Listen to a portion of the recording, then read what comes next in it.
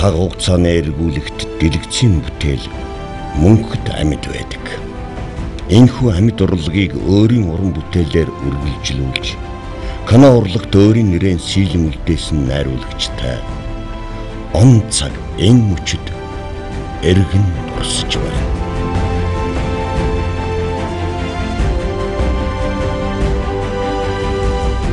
Мөнхийн цаг хугацааны гинжийг өөрийн бүтээлээрээ холбож байдаг дэлгэцийн урлаг өрөө гайхамшиг. Энэ цаг хугацаанаас цаг хугацаа тийш илгээж байдаг уран бүтээлчийн үүрэг дэндүү их.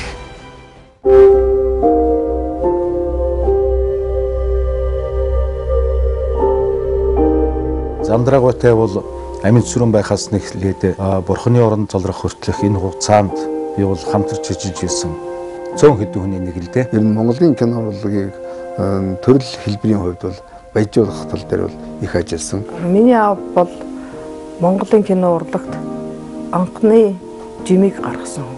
Замдрагуу хянуу зохиолч, хянуу найруулагч Замдрагуу Монголын соёл урлагийг одоо дэвшин хөгжгöd онцгой гавьяа байгуулсан хянуу найруулагч, хянуу зохиолч гэж би өөрөө хувьдад тэгдэг юм. Маш их олон уран сайхны кино найруулсан, зохиосон зохиолч хөө. Бүхий л амьдралаараа хамгийн үнэнч зүтгэсэн. 1940 оны сүүлчээр оператор Ганжуур, найруулагч Замдраа, 1950 оны дундуур найруулагч Зорж Холом, оператор Уртмасан нар зөвлөлт Хомбот улсын киноны дээдсэг үзүүлэгчрээ. Тэд анхныхан киног шинжил гэж нэрссэн бэлэг дэмбрэлтэй сайхан ихлэж байжээ. Монголын анхны одоо найруулагч, зохиолч, кино найруулагч ийм хүн. Бага залуу наснаас шүлэг зохиол оролддог. Тэр бүтээлээ төвийн хэвлэлүүдэд нийтлүүлдэг. Ер нь бас ийм нэг залуу уран бүтээлч гарах гэж байгаа юм байна гэсэн дохой бол уншигчдад өгчээсэн байдгийг. Сумын дэлгүүр, салхин дутх зул, Монгол орон зэрэг бүтээлүүд нь бол дээр үед 1940 оны үед бол хэвлэгдсэн байт юм билээ. За 1942 онд Монгол кино үйлдвэрт анх дагалдангоор ороод 43 онд бүх холбоотын кино урлагийн дээд сургуулийн зохиолчийн ангид суралцахаар явсан байгаа юм. Өөрөөр хэлбэл Замдрагуу бол жинхэнэ мэрэгжлийн кино зохиолч. Урлаг бидний зүрхийг уйлуулж, өвдгөж, баярлуулж, бас цаг хугацааны галт тэргээр хуучин дурсамжин дээр минь хүргэж өгдөг.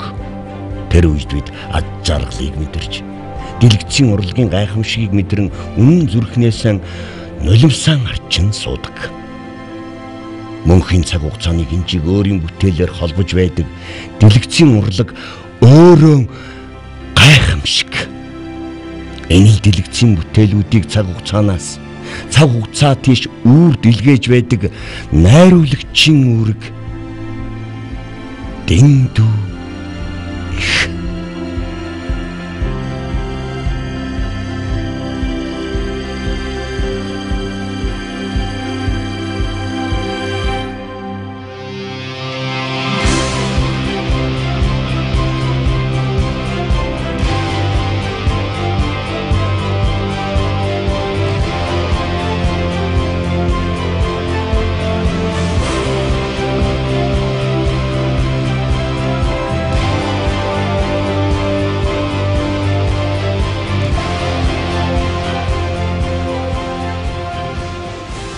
Тийм ээ. Тэр зүгээр л хүний амьдралд хүн шиг амьдрахыг хүсдэг хүн байсан юм. Тэр гэрэл сүудэртэй кино урлагийг буцалтгүй сонгосон жинхэнэ уран бүтээлч байсан юм. Тийм битгий ашиглаж байгаа. Яхидэн иргэнийхээ үүргийг ухамсарлаж хүнийг өрөвдөх сэтгэл танд төрсөнгүй юу? Хүний дотоод ертөнцийн зүрхний хэмнэлийг дэлгэцийн урлагт гаргана гэдэг. Найруулагчийн хувьд маш өндөр чадвар шаардах ажил. Тэр зохиолоо өөрөө бичиж, тэр бичсэн зохиолоо дэлгэцэнд найруулан тавьж байсан.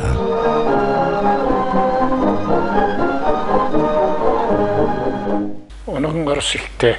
Ийм учраас зөвлөлт толгойд улстай хамтарсан уран бүтээлд их ажилладаг байсан. Ядангуяа томоохон ойнуудын үеэр зөвлөлтийн найруулагч Кишилев Ардиски гэсэн улсуудтай хамтарч олон хяног их он хянонуудыг хийж байсан. Баримт хянууд гаргасан нь анхны одоо Монголын баримт хяног зөвлөлт толгойд улсаас одоо сурж мэдсэн боловсрал авсны хувьд өөрөө баримт хяног одоо хөгжүүлэхэд онцгой өөрийг биелүүлсэн гэж би боддог. Монголын нийгмийн амьдралын тэр үед өөрийнхөө ажиллаж уран бүтээл хийжсэн тэр үед болж байсан чухал үйл явдлууд оролцож байсан өөрөө. Янз бүрийн зохиолч нь орчуулна. Энэ асар хөдөлмөрч хүн.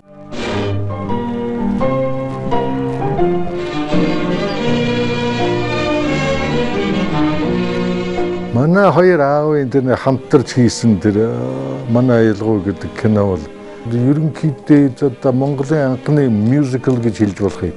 Тэр их дайн, дажин, дэлдвийн одоо хүнд хэцүү барай тавианы үеийн дараахан гарч ирсэн их тийм өөдрөг үзэлтэй. Их тийм нэг цэвэрхэн ирээдүйг харсан ирээдүйн ер нь их тийм нэг ялалтсан их сайхан нарлаг дулаахан тийм сайхан харагдсан нэг тийм сэтгэл төрүүлсэн тийм кино байдгийг. Их хөдөлмөрч хүн.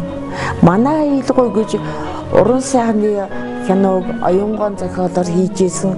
Би тэнд дуурийн театрын бүжигчин нэр тэр Эренцэг гэдэг бүжгийн зурагт орж исэн. Одоо манай аялгау гэдэг кинонд гарч байгаа. Кино эдгэрийн тулгын чулуу тавилдсан Ахмад буурлуудтай танилцуулъя. Одоо эднийгээ тав хүнтэй танилцуулъя. Кино эдгэрийн анхны дарах гончггүй. Анхны эмэгтэй найруулагч урлагийн гаяа зүтгэлтэн болдгой. Ууран ажилтан гомсронгой. Далайхугой. Самдангой. Мөн кино найруулагч зохиолч урлагийн гаяа зүтгэлтэн Зандрагой. Зандрагой хүний хувьд найруулагчийн уран бүтээлчийн хувьд бол их тийм дүлгөөхөн Монгол сэтгэлгээ, Европ сэтгэлгээг одоо хоёулангийн одоо сайхан эзэмшиж, аль алдлын одоо харуулахыг хичээдэг их соёлтой. Ер нь уран бүтээлдээ бол жинхэнэ одоо Монгол төрх, Монгол юм гэдэг ер нь ямар байдаг, Монгол ахуй гэдэг ямар байдаг, Монгол орчин гэдэг ямар байдаг. Ер нь тэр баримт кинонд гол юуг харуулах гэсэн гэдэг талаараа оператортойгоо уран бүтээлчтэй хамтарч ажилладаг тийм хүн байсан юм л да. Тэгэхээр Зандрагой бол одоо цуг явахад их сайхан түшигтэй, өөрөө их соёлтой. Тэрнээс надад одоо залуу авираад надад бас сурах юм маш их байдаг. Байсан. Гаднаас харахад бол хідээний цэмцгэр.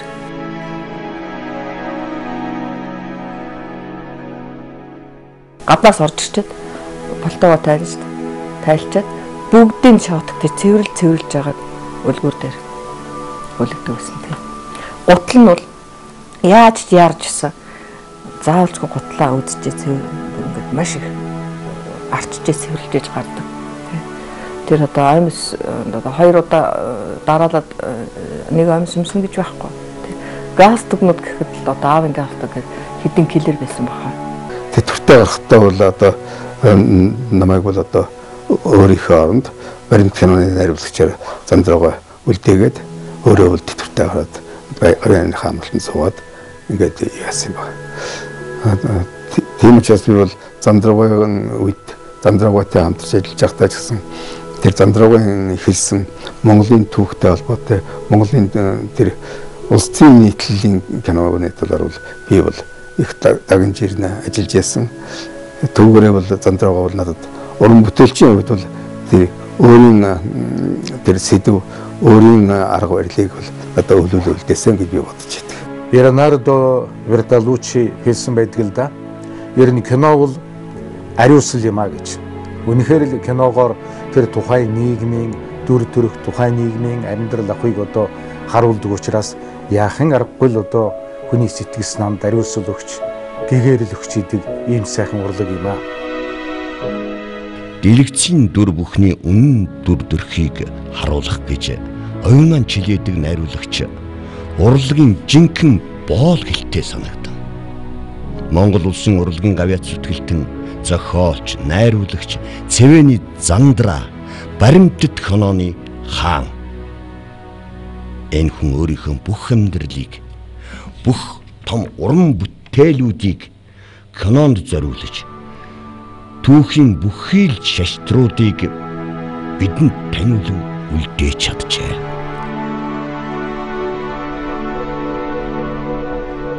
Ер нь бол Зандрагаач өөрөө их Европ соёлтой итгэжин цэмцгэр ерөөсөн байнга газдаг зөөж өгнө. Байнга гисчуутай байна. Тэгээд өөрийнхөө санаж бодож байгаа юмыг жаахан мушилзж яагаад цөөхөөгөр хэлдэг. Ингэчүүл зүгээр бодох. Тэгэл болоо. Чивэл тэрийг үлээж авбал ахаар тим тооноор яг тэр өөрийнхөө санаж байгаа юмыг хэлдэг. Ийм хүн байсан юм да. Тэгээд сайхан гэхдээ урьж авчираад тэгэл нөгөө киногоо ярина. За одоо нэг ийм хиймээр чулан бутаа. За нэг ингэмээр байна. Одоо танд ямар санаа байна? Баримттай нь болохоор энэ талаас нь чи бодож аван шүү дээ гэж операторд найруулах зөвлөн. Ардын хувьсгалын ихэнх үед одоо очиж зөвлөлтийн төрийн удирдагчтай уулзаж байсан Сүхбаатар Данзан энтрийн тухай чухал ховор баримт материалыг мөн зөвлөлтийн киноны төв архивын хадгаламжаас олж ирж эх орны кино урлагт оруулсан олон хүний хийх бүтээлийн эхийг тавьсан ийм хүндээ. Монгол орны хөгжил дэвшлийн тухай социалист бүтээн байгуулалтын ололт амжилтыг харуулсан тэр кинонууд бол гадаадын олон оронд бол их үнэлэгдэж байсан. Ялангуяа Зандрагын хийсэн тэр бүгд найрамд Монгол ард улсыг 51 онд хийсэн 61 онд хийсэн Эртний нутгийн солонго 71 онд хийсэн энэ юуны миний Монгол энэ кинонууд бол ерөнхийдөө гадаадын олон оронд бол их сайн хүлээж авч гадаадын олон орны үзэгчдийн таашаалыг хүлээж авч байсан. Урлагт хэрвээ зүтгэх юм бол бүх юм орхиод ганцхан тэр урлагтаа явах ёстой. Хэрвээ чи тэгж чадахгүй юм бол тэгвэл урлагт хийх юм байхгүй гэж ярьдаг байсан. Зандрага бол ажил хөдөлмөрөөрөөч тэр одоо тэр оюун ухаан авьяас билгэрээч тэр бусдад үнэнхээсээ их үлгэр дуурайл болсон бие их цэгцтэй авч явдаг ямар ч өөр хийгээгүй хүн л гэж бодно да. Тэргүүлэх зэргийн хүн л гэж бодно. Энэ 80 жилийн хугацаанд Монголын баримтат кино урлагийг хөгжүүлэхэд маш их гавьяа зүтгэл байгуулж Монголын баримтат уран сайхны кино, баримтат сэтгүүлийг одоо анхлан бүтээлчсэн хүн бол яахын аргагүй Монгол улсын урлагийн гавь зүтгэлтэн Зандрага бай. Зандрагыг энэ өчүүхэн хугацаанд дурсаж тэр хүний амьдралыг энэ дэлгэцэнд багтаана гэдэг даанч худал бидний мэдэх үнний цаана бидний мэдэхгүй үнэн үлдэх болно гэсэн ч авьяас салгисан энэ бурханлаг уран бүтээлчийн анх гаргасан жимээр дараачийн хооч ирээдүй болох уран бүтээлчд бид замнаж тэр замаар цаашид алхсаар л тэмцсээр л бүтээсээр л байх бол. Түүнийг он цаг мартахгүй. Түүнийг түүх мартахгүй. Түүнийг хийсэн дэлгэцэн үлдээсэн баримтат киноны үнэн хизээж мартахгүй билээ. Монгол урлаг түүдэг галын дүшгөө дөөн бадарч тэргэл сарны туяа шиг гунигт тайхан асгарч дэртэй уулын сүүдэр шиг сэрүү татан ирэхэд тисийн голын үер шиг хоёр эргээсээ алдагдаж дэртэй намрын бороо шиг зүсэрч яваарай.